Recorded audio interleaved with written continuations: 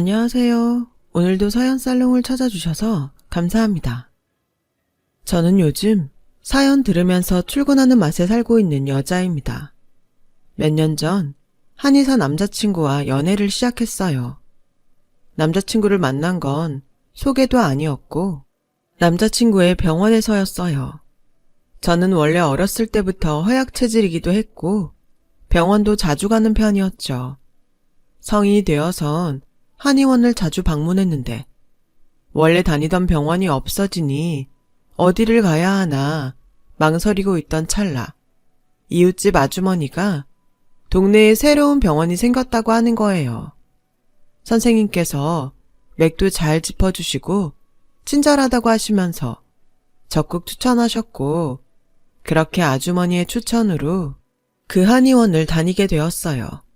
그곳엔 젊은 남자 원장님이 한 분 계셨는데 정말 침도 잘라주시고 체질에 맞게 약도 잘 지어주시더라고요. 무엇보다 저와 나이대도 비슷하고 갈 때마다 안부를 물어봐 주셔서 조금씩 호감이 생기기 시작했습니다. 그분도 저와 마음이 맞으셨는지 첫 데이트를 제안하시더군요. 그렇게 생각보다 빠르게 연애를 시작하게 되었어요. 당시 저는 직장에 격리로 일을 하고 있었는데 한의사와 연애를 한다 하니 주변에선 모두 부러워하더라고요. 어머, 소라씨 너무 좋겠다. 남자 하나 잘 건졌네? 다들 칭찬인지 뭔지 모를 것들을 던져대며 저를 부러워했는데 솔직히 저는 그런 말들이 크게 와닿진 않았습니다. 애초에 제가 이 사람을 좋아하게 된 것도 이 사람이 풍기던 따뜻한 분위기와 배려 때문이었으니까요. 그런데 나중에 연애를 하면서 알게 됐지만 집안 배경이 굉장히 좋은 것 같더라고요. 아버지, 어머니, 동생이 다 의사이고 심지어 할머니, 할아버지까지 한마디로 가족 모두가 의사 집안이었던 거였어요. 솔직히 좀 놀라긴 했어요. 말로만 들었지 의사 집안인 사람을 처음 만나보기도 했고 제가 그런 집안 사람을 만나게 될 줄은 몰랐으니까요. 하지만 연애이든 결혼이든 집안이라는 게 최고로 중요한 요소는 아니라 생각했어요. 사람이 가장 귀한 거라고 생각했습니다. 남자친구는 사람으로서 정말 좋은 사람이었어요. 그런데 그런 남자친구에게도 조금은, 아주 조금은 이상한 점이 있었는데요. 바로 가족 얘기를 잘 꺼내지 않는다는 거였어요. 오래 사귀었기 때문에 가끔 저도 어머님께 작은 선물을 해드리고 싶어 챙겨주면 도통 받지도 않았어요. 오빠, 오빠네 부모님 이거 갖다 드릴래? 엄마가 시골에서 잣을 좀 보내주셨는데 많이 주셔서. 오빠네 어머님 저번에 잣 좋아한다고 하셨잖아. 아, 나중에 줘. 집에 많아. 그래? 알겠어. 어쩔 수 없지 뭐. 부담스러우니 그럴 수 있겠다. 그러려니 하려 했지만 한 사건으로 의구심을 품게 되었어요. 남자친구가 병원에 나가지 못할 만큼 아팠던 날이 있었는데요. 그런 남자친구가 걱정이 되어 집에 찾아가 약봉지를 건네주고 나온 적이 있었어요. 본업이 의사이긴 하지만 일에 열중하느라 자기 몸은 잘 챙기지 않곤 했거든요. 그래서 대신 죽도 끓여주고 간호도 해주고 나왔는데 남자친구의 어머니로 보이는 사람을 집 앞에서 발견하게 되었어요. 정장 스커트에 실크 스카프. 딱 봐도 부티가 나 보이는 옷을 입고 계셨어요. 혹시 엄마가 너한테 별 다른 말은 하지 않으셨지? 별다른 말 뭐? 안 하셨는데? 왜? 아니, 엄마가 네 얼굴을 알고 있으니까 혹시 몰라서. 앞으로 우리 집 올 땐 꼭 먼저 연락해야 해. 불쑥 들어오지 말고. 우리 엄마랑 마주칠 수도 있으니까. 그때 내심 조금은 섭섭했던 것 같습니다. 결혼을 전제로 만나고 있다고 생각했는데 마치 저를 부모님께 숨기려는 듯 보였죠. 하지만 전 이 남자를 사랑했고 그 남자도 마찬가지였어요. 그걸 알았기에 하루빨리 함께 보내는 일상을 누리고 싶었어요. 그래서 하루는 스쳐가듯 결혼에 대해 물었습니다. 오빠는 결혼 언제쯤 하고 싶어? 결혼? 아무래도 내년쯤이 좋지 않을까? 우리 모은 돈도 있고 우리 집에서 어느 정도 돈도 보태줄 테니까. 그래, 나도 좋아. 그럼 언제 한번 날 잡아서 부모님께 인사드리러 가자. 조심스레 밥을 먹다가 스치듯 꺼내보았는데 남자친구의 반응이 의외로 나쁘지 않았어요. 당황한 기색을 보이긴 했지만 차차 결혼 준비를 해나가자고 말하더라고요. 그렇게 서로의 부모님을 뵙게 되었어요. 저희 엄마는 남자친구가 의사라는 것보다도 제가 좋아하는 사람이라고 하니 무척이나 축복해 주셨고 기뻐해 주셨습니다. 딸이 시집을 가니 섭섭한 마음도 크셨을 테지만 그래도 남자친구를 꽤 마음에 들어 하시는 듯 했어요. 저 역시 예비 시어머니가 저를 좋아하시길 바랬죠. 예비 시어머니를 처음 뵙는 자리에선 얼마나 떨렸는지 몰라요. 주변 사람들에게 조언도 구하고 인터넷에서 검색까지 해갔습니다. 뭘 사들고 가면 좋을까 한참을 고민하다가 요즘 배즙을 즐겨 드신다고 하길래 남자친구와 함께 좋은 배즙 세트를 사갔죠. 하지만 저는 그 자리에 가서야 알게 되었습니다. 왜 이 사람이 절 소개시켜주지 않으려 했는지, 결혼 얘기를 꺼내려 하지 않았는지를요. 일단 예비 시부모님은 절 앞에 두고 한참 동안이나 말없이 위아래를 훑어보셨어요. 마치 부품 검수라도 하는 듯 말이죠. 그리고 우리 집안에 대해 들어서 알겠지만 모두 의사야 라는 말을 대뜸하시더니 제게 학벌이며 집안이며 꼼꼼히 물어보기 시작하더라고요. 대학은 어디 정도 나왔지? 서울권은 갔겠지? 아니요, 어머니. 저는 대학을 가지 않았어요. 어렸을 때 지방에서 살았고 고등학교까지만 졸업하고 서울에 올라왔습니다. 뭐라고? 아가씨, 나는 의사 며느리 아니면 결혼시킬 생각이 없었어요. 최소한 변호사나 검사, 이런 쪽 사자 직업 아니면 며느리감으론 거들떠 보지도 않고요. 잘 나가는 한의원 원장인 우리 형식이 정도면 솔직히 국회의원 딸을 만나도 시원찮은 판인데 아가씨는 고졸 출신이잖아. 세상에, 아직도 고졸 출신이 있단 말이야? 아니, 대체 부모님이 어떻게 자식을 고졸로 키울 생각을 한 거야?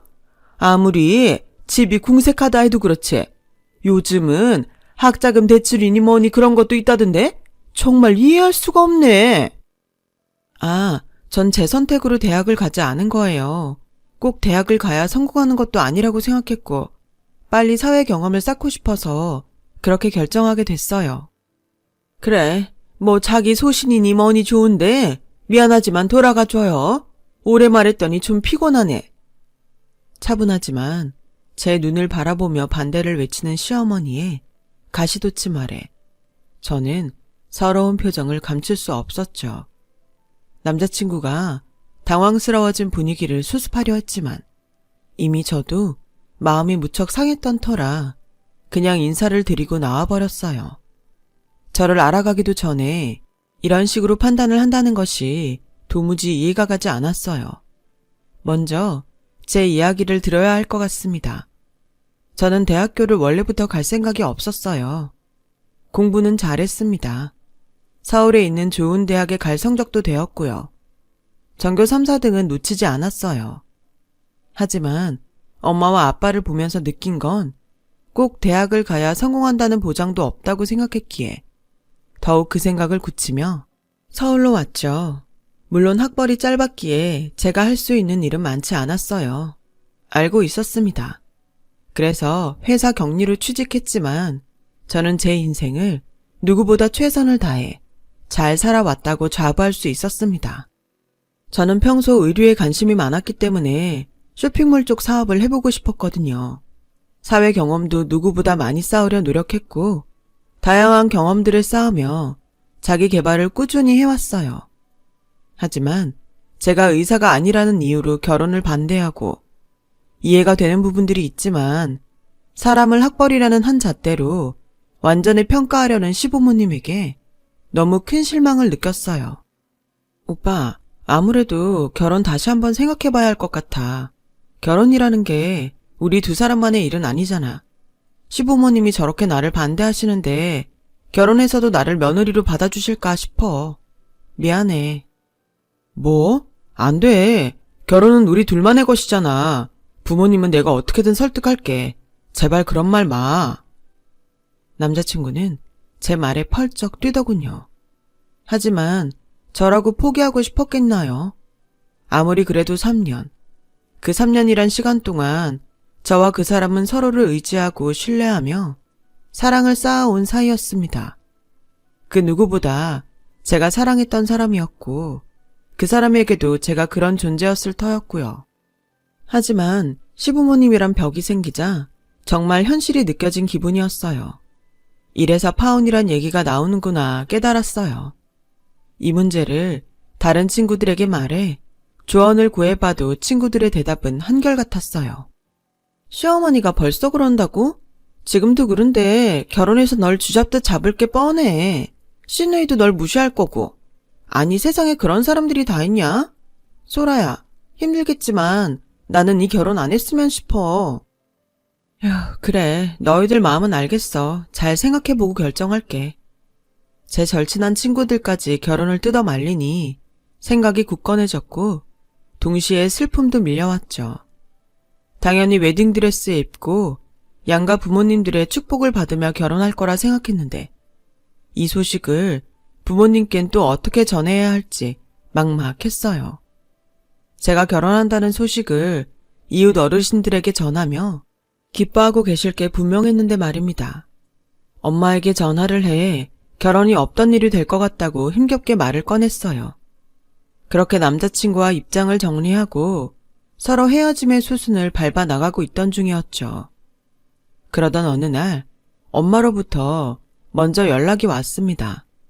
남자친구가 거기 내려가 있다고요. 가보니 남자친구는 엄마 앞에서 무릎을 꿇고 있더라고요. 모든 게 다 제 잘못입니다. 제가 중간에서 처신을 잘했어야 했는데 제 태도가 어수룩했던 것 같아요. 한 번만 절 믿어주시면 부모님을 잘 설득해 보겠습니다. 아니, 이러지 말아요. 우리도 곤란해요. 지금 그쪽 집안에서 우리 딸 반대한다고 난린데 나라고 딸 가진 엄마 입장에서 어떻게 마음 편히 시집 보낼 수 있겠어요. 그냥 가줘요. 제발 부탁드립니다. 저 따님 너무 사랑하고 있습니다. 이대로는 도저히 포기할 수가 없어요. 남자친구는 저희 부모님을 찾아가 다시 저와 결혼하고 싶다며 한 번만 믿어달라고 말하는 중이었더군요. 저는 너무 혼란스러웠어요. 사실 집에 내려갈 때만 해도 남자친구에게 이제 그만하자고 설득하려 했어요. 그런데 이렇게 저를 위해 눈물까지 흘리며 무릎을 꿇고 있는 모습을 보니 마음이 또 흔들리더라고요. 정말로 이 사람은 여기에서 끝내지 않았고 부모님을 설득해 왔습니다. 어떻게 했는지 모르겠지만 그 뒤 시어머니로부터 절 따로 보고 싶다는 연락이 왔어요.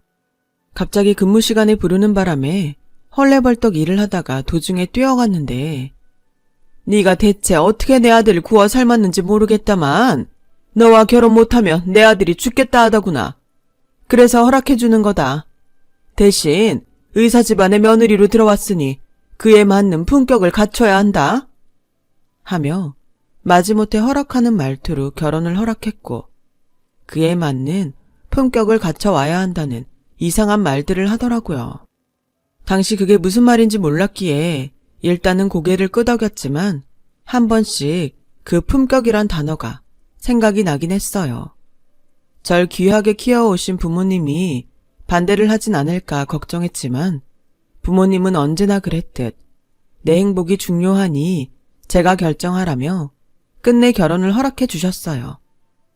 어쨌든 그렇게 시부모의 허락이 떨어지자 저와 남자친구는 드디어 예식장 장소도 잡고 드레스도 고르고 신혼집도 알아보며 결혼 준비를 시작할 수 있었어요. 마음 한편 찝찝함이 남아있지 않았다면 거짓말이었지만 이 사람과 함께할 수 있다는 기쁨이 더 컸고 시부모님이야 제가 잘하면 충분히 극복할 수 있는 정도라 여겼고요. 그렇게 상견례 날이 다가왔어요. 떨렸지만 결혼 준비에 피할 수 없는 부분이었고, 이왕 하게 되는 거 최대한 좋은 분위기에서 어른들을 모시고 싶었기에 상견례 장소를 선택할 때부터 많이 고민했죠. 무엇보다 시부모님을 배려했고요. 시부모님이 일단 양식을 별로 안 좋아하셨고, 자기들은 한식이 좋다고 미리 말씀하셨기 때문에 그 부분을 생각해 정갈한 한정식집으로 예약했습니다. 하지만 엄마와 아빠 손을 잡고 들어간 상견례장은 기대와는 달리 서늘한 분위기로 진행되었어요. 바로 시어머니가 상상치 못한 예단비 얘기를 꺼낼 때부터였어요. 사돈, 저 말씀드려야 할 게 있는데요. 예단으로 2억 정도 생각하는데 어떠실까요? 저번에 보내주신 예단비 감사히 받긴 하겠다만 액수가 시원찮아서 이런 자리에서 말씀을 드리게 되었습니다. 지금이야 형편상 2억이 많게도 느껴지실 테지만 결국 의사 며느리 되는 거고 하니 그 정도 금액이 얼추 맞겠다 싶어 결정했어요. 아, 그리고 우리 딸이 이번에 차를 바꾸려 하는데 괜찮은 외제차로 바꾸고 싶어 합니다. 저희 딸 의견 받아들여 주셔서 마음에 드는 차 해주시면 될 것 같아요.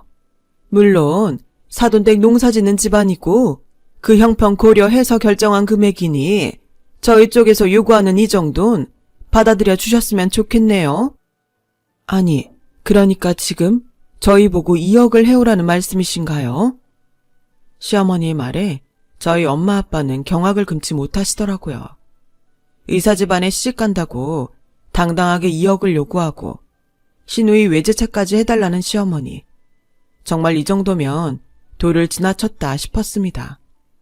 남자친구가 나서주길 바랬지만 남편이 되어야 할 그 사람은 꿀먹은 벙어리처럼 예비 시어머니의 말을 듣고만 있었어요. 그 순간만큼은 저도 이성을 놓았고 말이 먼저 튀어나갔어요. 어머니, 죄송하지만 저희 집에서 신혼집에도 반 이상은 하는데 예단도 잘 해드렸다고 생각합니다. 더 이상은 해가기 어려울 것 같아요. 뭐라고? 아니 그게 무슨 말이냐? 예비 시어머니의 표정이 확 붉어지더라고요.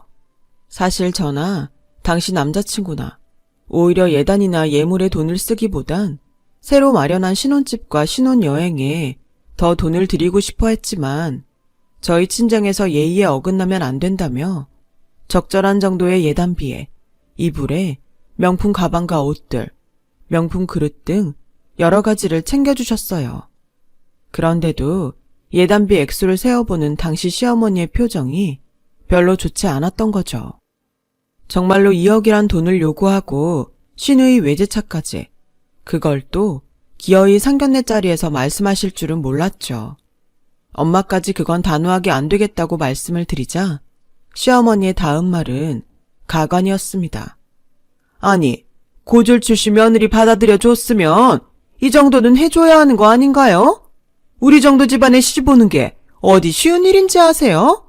정말 듣자 하니 상식도 염치도 없으신 것 같네요. 제 딴엔 정말 그쪽 따님 큰맘 먹고 받아들여 준 겁니다. 제 호의를 아직도 모르시겠어요? 뭐라고요? 상식, 염치요? 이봐요. 서로 아이들 혼인 축하하자고 모인 상견례 자리에서 예단비 얘기 꺼낸 당신이 할 말은 아닌 것 같은데요. 참나, 이런 식으로 사람 무시할 때부터 당신네들 다 비상식적이고 못돼 처먹은 인간들인지는 알았지만 세상에 이 정도일 줄은 몰랐네요. 이런 집안에 시집 보냈으면 제 평생 두고두고 후회할 뻔했네요. 후회라니요? 아니, 고절 며느리 받아줬으면 엎드려 절을 해도 모자를 파네? 고마운 줄을 모르고 어디서 목을 빳빳이 들고 이어편 내가? 당신 지금 말 다 했어? 상견례장은 그야말로 난장판이 되었습니다. 생전 화낼 줄 모르시던 저희 엄마는 절 데리고 무슨 이런 경우 없는 짓이 다 있냐며 버럭 화를 내시곤 그 자리에서 나오셨어요. 그 자리에서 모욕을 주는 시어머니도 꿀먹은 벙어리처럼 가만히 있는 남자친구도 모두 원망스러웠죠. 특히 결혼을 소망했다 어쩐다. 결혼 허락까지 받아냈지만 자기 부모님 앞에선 찍소리도 하지 못하고 제 편을 들어주지 않은 남자친구에겐 더더욱 실망감이 느껴졌어요. 전 며칠 동안 제대로 먹지도 자지도 못했습니다. 그저 흘러가 버린 시간과 잘못된 선택만을 후회하며 눈물을 흘리고 있었어요. 그런데 저보다 더 화가 나신 건 저희 엄마였어요. 그 여자 연락처 얼른 줘. 엄마, 다 끝난 일이야. 됐어. 얼른 달라니까? 나도 이번만큼은 못 참아. 그 사람들 얼굴 보고 얘기할 것도 있으니 꼭 봐야겠다. 늘 차분하고 평온하던 엄마였지만 이번만큼은 참지 못하셨는지 제게 남자친구 어머니 연락처를 묻더라고요. 제가 엄마에게 결혼은 어차피 파토 났으니 더 이상 신경 쓰지 말자고 했음에도 불구하고 엄마는 할 말은 해야겠다며 의견을 굽히지 않으셨어요. 그렇게 다시금 자리가 마련되었습니다. 돈은 준비해 오셨나요? 설마 돈 주고 무릎이라도 꿇으려고 만나시려 한 건가 해서 미리 말씀드릴게요. 저 상견례 때 태도가 영 마음에 안 들어서 파혼에 대한 제 생각은 변함없을 거예요. 돈이요? 이거나 보시죠. 이거나 보라며 저희 엄마가 건넨 서류에 모두가 경악을 하고 말았는데요. 바로 그건 제 명의로 되어 있는 집과 건물이었습니다. 사실 엄마가 제 명의로 이것들을 사두었는진 저도 모르고 있었죠. 따로 말씀을 안 해주시기도 했고 제가 결혼을 하면 깜짝 선물로 주시려 생각했다고 해요.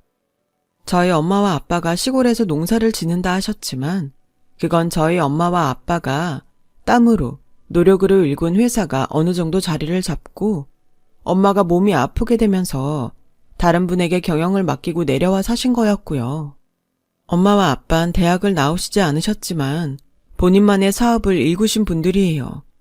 저 역시 엄마와 생각이 동일했던지라 대학에 가지 않은 거였고 나중에 서울에서 어느 정도 자리를 잡은 후엔 부모님처럼 제 힘으로 사업을 시작해보려 했었고요. 부모님은 렌트카 사업을 하셔서 성공을 하셨지만 아까 말씀드렸듯 저는 평소 의류에 관심이 많았기 때문에 쇼핑몰 쪽 사업을 해보고 싶었거든요. 그전까진 격리이든 무엇이든 해서 사회 경험들을 쌓았고요. 다만 이런 제 가정에 대해 남자친구에게 말하지 않은 건 어차피 저희 부모님의 재산이 제 것이 아니기도 했고 부모님은 재산을 소수의 액수를 제외하곤 사회에 환원하겠다는 의사를 밝혀오셨기 때문에 굳이 말을 보태지 않은 거였습니다. 하지만 엄마가 이렇게 건물과 집을 공개하며 재산을 얼추 밝히자 남자친구 어머니의 표정은 그야말로 썩어 들어갔습니다. 사돈어른 오해가 있으신 것 같은데요.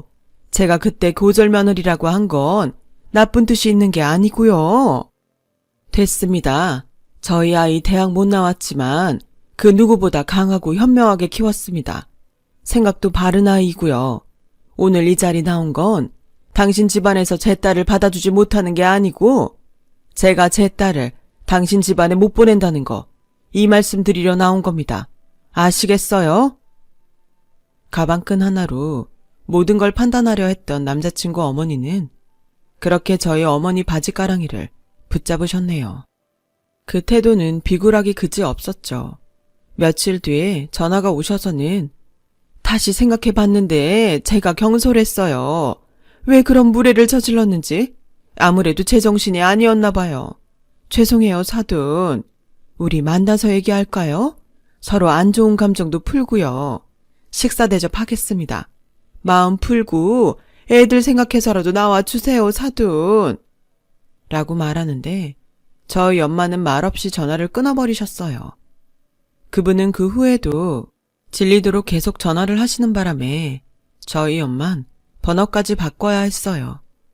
저는 그 후 파혼의 절차를 밟게 되었고 남자친구와는 깔끔하게 관계를 정리했어요.